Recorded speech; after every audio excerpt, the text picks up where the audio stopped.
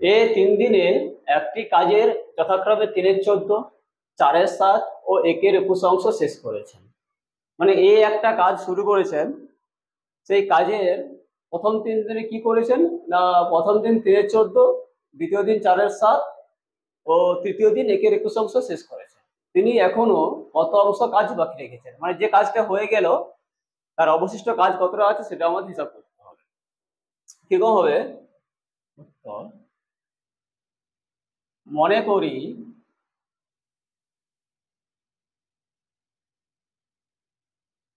সম্পূর্ণ কাজ সমান 1 অংশ।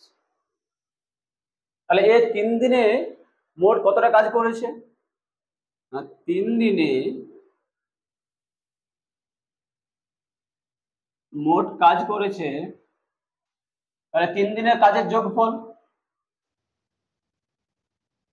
প্রথম দিন 3-14, দ্বিতীয় দিন 4-7, তৃতীয় দিন 1-21 অংশ।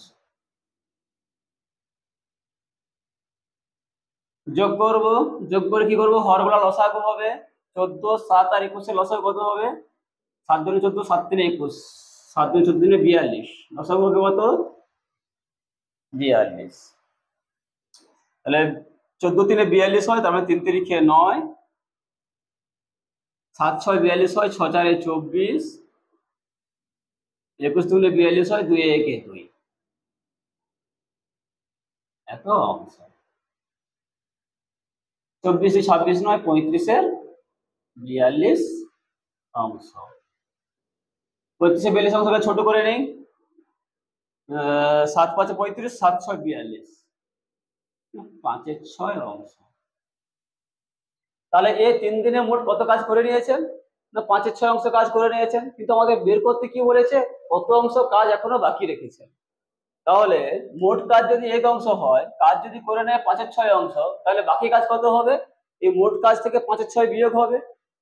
তাহলে সেটাই এখন বের করব। তাহলে বাকি কাজ, মোট কাজ ছিল 1 অংশ, করে নিয়েছেন 5-6 অংশ, তখন এত 6 হবে লসাগু, 6 - 5 অংশ। কারণ বাকি কাজ কি হলো, মোট কাজ 1, মাইনাস করে নিয়েছেন 5-6, সেজন্য বিয়োগ করে দিলাম। 1 - 5-6, এটা বিয়োগ করলে কত হচ্ছে? 1/6 অংশ।